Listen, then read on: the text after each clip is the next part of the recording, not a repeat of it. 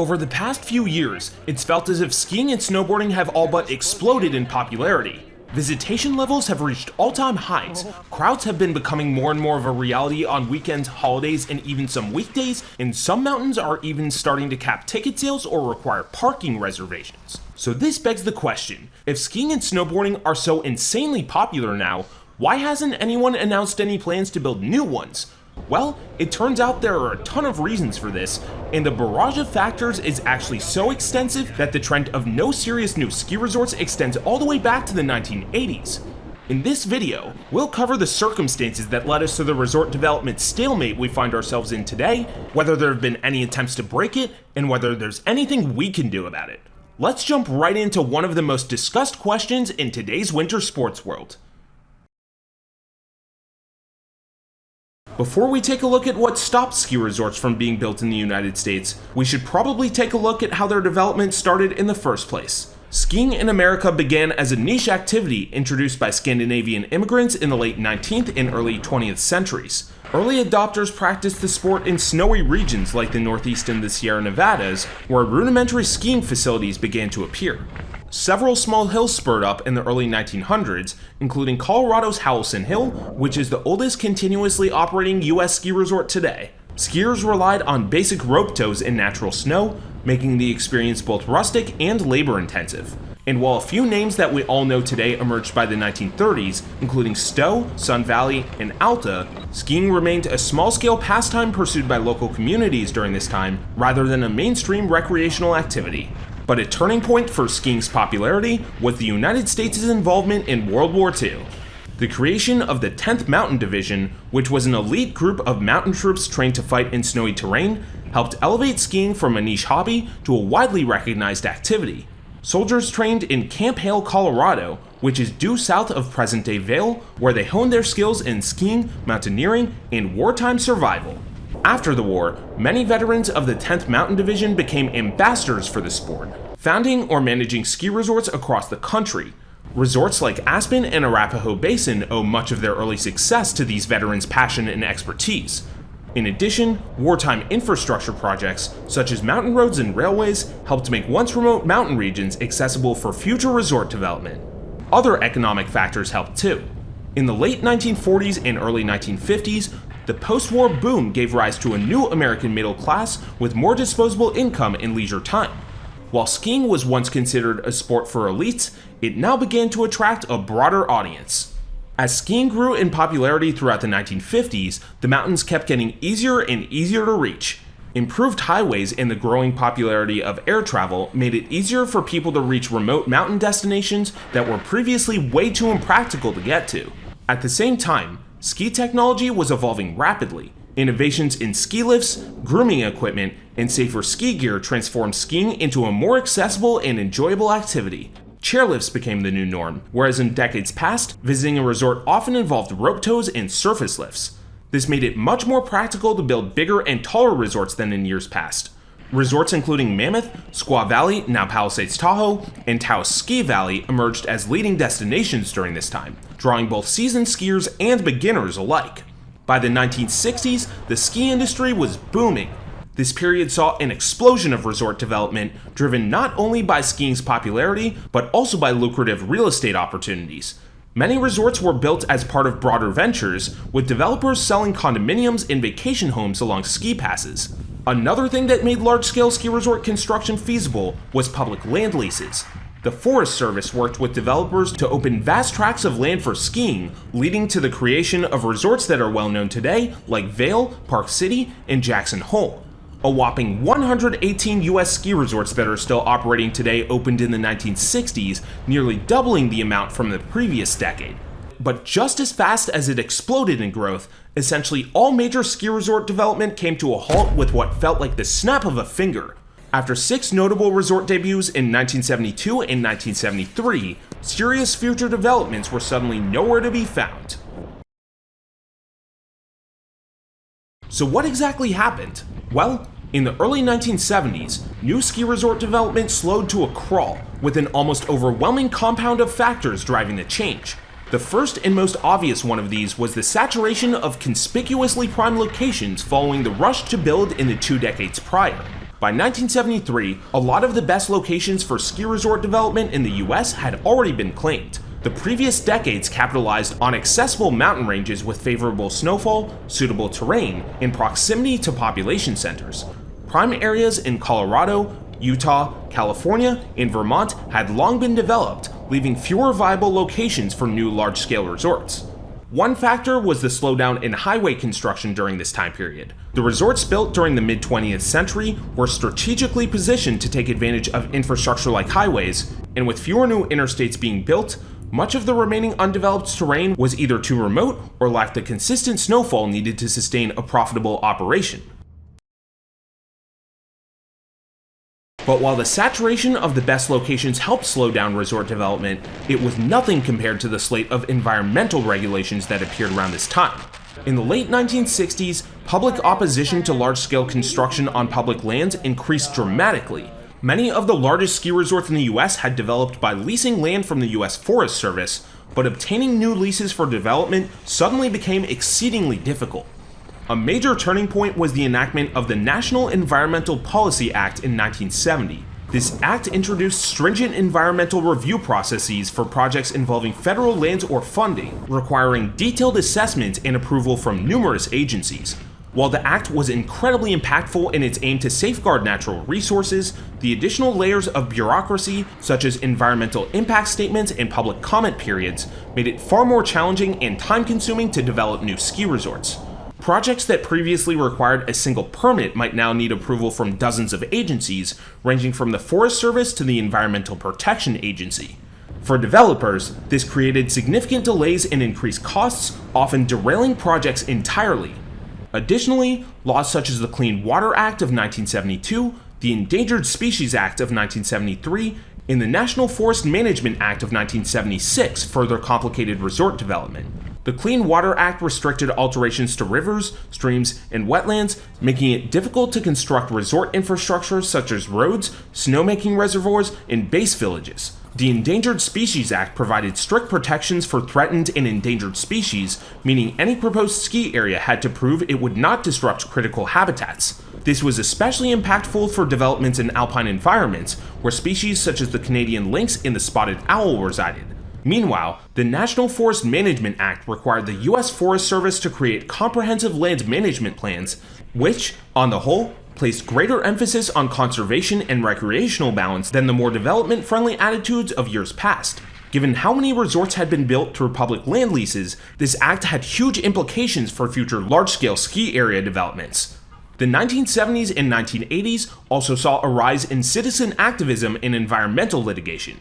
As new regulations empowered environmental groups, legal challenges under these laws became common, often resulting in years-long court battles that delayed or entirely halted new ski resort projects, even if they'd made it past initial approvals processes. High-profile lawsuits set legal precedents that strengthened environmental protections and expanded the scope of regulations, making it even harder for developers to gain approvals. Finally, beyond federal regulations, state and local environmental laws further restricted resort development. California, in particular, became one of the most difficult places to build a new ski resort after the California Environmental Quality Act was enacted in 1970. This act required environmental reviews similar to the National Environmental Policy Act, but applied at the state level, adding another layer of bureaucracy. Any ski resort proposal in California had to go through extensive environmental assessments, undergo public hearings, and withstand potential litigation from environmental groups. The process was often prohibitively expensive and time-consuming, deterring developers from even attempting new projects. Combined, these legal and regulatory challenges created a near-impossible landscape for new ski resorts to be developed on public land. But not every ski resort project could be killed by environmental opposition. After all, some privately owned land parcels were still theoretically feasible to develop, and at least some public lands did have the right topography to pass all the regulatory hurdles. But it wasn't just the new environmental regulations that were making new ski resort projects harder to justify. By the 1970s, the US economy was not exactly in the place to support developments related to any sort of leisure activities. Building a ski resort from scratch was, and still is, a monumental financial undertaking, and in the 1970s economy, the return on investment was far from guaranteed. The cost of constructing ski infrastructure, including lifts, Snowmaking, lodges, and access roads, among other things, could easily reach hundreds of millions of dollars. Additionally, resorts required expensive year-round maintenance, staffing, and marketing efforts to attract visitors and remain competitive. Even if a proposed ski area managed to get through the rest of the hurdles, securing financing and attracting investors became much more difficult. During the mid-20th century, many ski resorts were funded as part of broader real estate ventures, with developers relying on the sale of vacation homes, condos, and commercial properties to subsidize the ski operations. However, by the 1970s, rising interest rates and financial market instability made real estate-driven developments riskier. Without a guaranteed stream of revenue from real estate sales, developers faced an uphill battle in securing financing for new projects. On top of that, the ski industry began experiencing rising operational costs, including labor shortages, increasing insurance expenses, and a growing reliance on snowmaking to combat inconsistent snowfall. Snowmaking technology had improved dramatically since the early days of skiing, but the costs of installation and operation remained high. The 1970s and early 80s were well before ski resorts seriously considered climate change in their planning and operations, but mountains still needed substantial infrastructure, including reservoirs, pumps, and energy-intensive snow guns to ensure reliable conditions throughout the season. These costs made it even more difficult to justify building a new resort in an uncertain economic climate. But okay, the US economy didn't stay bad forever, and by the 1980s, it had recovered significantly from the downturn. So why didn't new major ski resorts start getting built at that point? Well, by this point in time, ski companies and investors recognized that expanding or improving existing resorts was far more financially viable than building new ones. Established resorts already had roads, lift networks, and lodging, reducing the need for major upfront capital investment. By upgrading lifts, expanding terrain, or adding new amenities, resorts could attract more visitors without the massive financial risk of creating a new ski area from scratch. As many resorts were permitted to operate on significantly more terrain than they actively used. This move to intra-resort development has had a surprisingly large impact on today's ski scene. Since 1972, the typical destination ski resort has grown exponentially in size, with many of the resort areas you know and love today having opened in the 80s, 90s, and 2000s, despite the initial resort itself opening decades earlier. Not to mention, the uphill ride experience has been thoroughly redesigned at essentially every serious destination since the 1970s. Every single high-speed chairlift at a North American resort has been built in 1981 or later, and same goes for most gondolas and aerial tramways. Examples of substantial resort expansions in just the past 15 years include Park City's connection to canyons, Breckenridge's Peak 6 area, and Steamboat's Mahogany Ridge and Fish Creek Canyon zones. So while we haven't exactly seen new destinations come into play over the past 4 decades, that's not to say the resort experience hasn't gotten a whole lot better for consumers. The explosive inward growth at destination ski resorts has also introduced one more significant factor that impedes destination resort development. For any potential newcomers, existing resorts are now far more competitive than they were in the 1960s and 70s. Any newcomer would have to be exponentially larger, with modern lifts and world-class infrastructure, just to have a shot at drawing true destination visitors. Even ignoring the financial and regulatory barriers we've already discussed, the sheer scale that's now required to build a competitive resort from scratch today makes the idea seem a lot more far-fetched than it would have been half a century ago. Despite the near total halt in new ski resort development after 1973, Colorado's Beaver Creek and Utah's Deer Valley stand out as the two notable exceptions, with Beaver Creek opening in 1980 and Deer Valley opening in 1981. Their success can be attributed to a barrage of incredibly favorable circumstances. First off, both resorts were backed by experienced hospitality operators with political acumen. This helped them navigate the permitting process despite increasing regulations. Additionally, both mountains were also uniquely set up to leverage real estate development as a revenue stream. This model had become riskier for other new resort proposals, especially with the economic downturn of the 70s, but it was still viable in premium, high-demand locations. Combined with the experience of their project leaders, this factor made it much less likely for these resort projects to lose investor funding. Finally, both mountains made it to the approval process at what could have literally been the last minute. In the case of Beaver Creek, the project was approved by the Forest Service just days before a new governor took office who had expressed his strong opposition to the ski area's permit approval and new ski resort construction in general. Also, these two projects were already in motion before certain legal cases made the development landscape even more complex on the federal level. So Beaver Creek and Deer Valley were able to squeeze their way into existence, getting us to the roster of destination ski resorts that we still know today, exactly 44 years ago. So has anyone actually attempted to build a new large-scale ski resort since 1981? Well, while no new true destination ski resorts have opened in the US since that year, several developers have attempted to end the development drought. However, the majority of these efforts have either failed spectacularly or faced significant setbacks. Perhaps the best known failed ski resort project is that of the Disney Corporation. Originally planned for the Mineral King Valley in California, the resort faced intense environmental lawsuits and regulatory roadblocks, leading to its cancellation around the time the last new big ski resorts were able to open in the United States. One of the landmark cases that complicated future resort development was actually based on this plan. Disney tried again with another resort at Independence Lake in the late 1970s, but by that point, it was too late. Similarly, Catamount, which was a proposed ski resort in Colorado near Steamboat Springs, failed despite two development attempts, one in the mid-1970s and a second in the 1990s.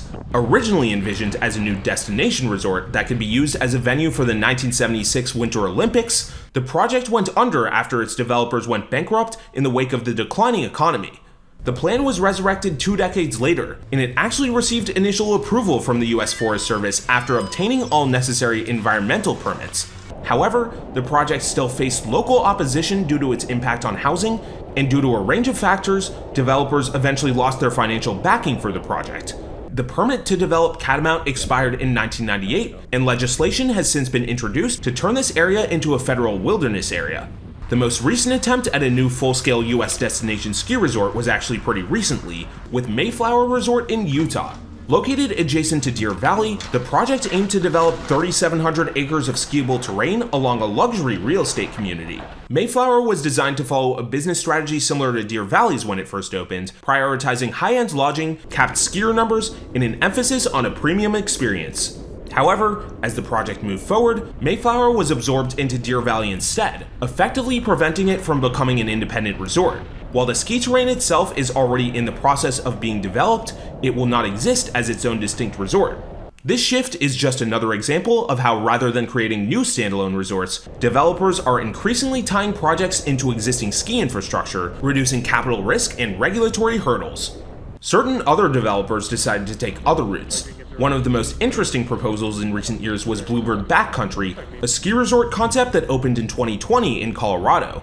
Unlike traditional ski resorts, Bluebird operated without chairlifts, groomed trails, or major permanent infrastructure, instead putting together a hike-only operation with designated skin tracks, avalanche-controlled terrain, and ski patrol support.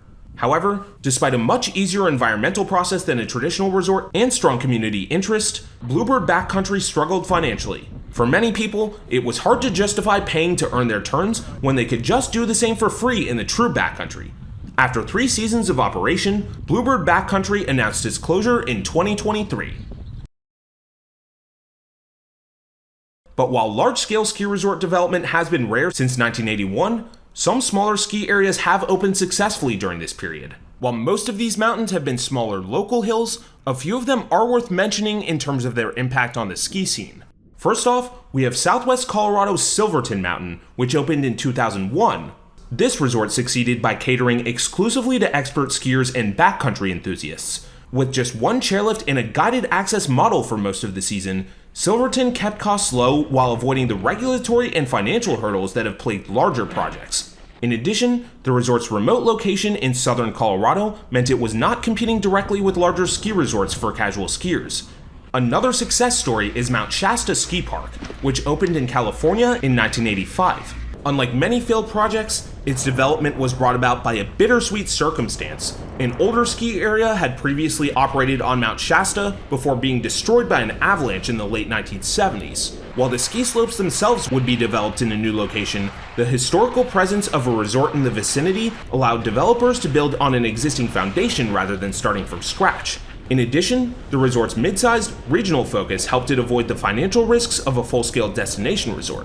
Mount Bohemia was another minimalist ski resort that was able to overcome the odds to open in the early 2000s. Like Silverton, this Michigan resort focused on delivering a raw, backcountry-style skiing experience, only installing 2 lifts and catering specifically to advanced skiers and riders looking for steep and ungroomed terrain. Along with operating on private land, this helped it avoid many of the environmental and financial challenges that had plagued other new resort proposals.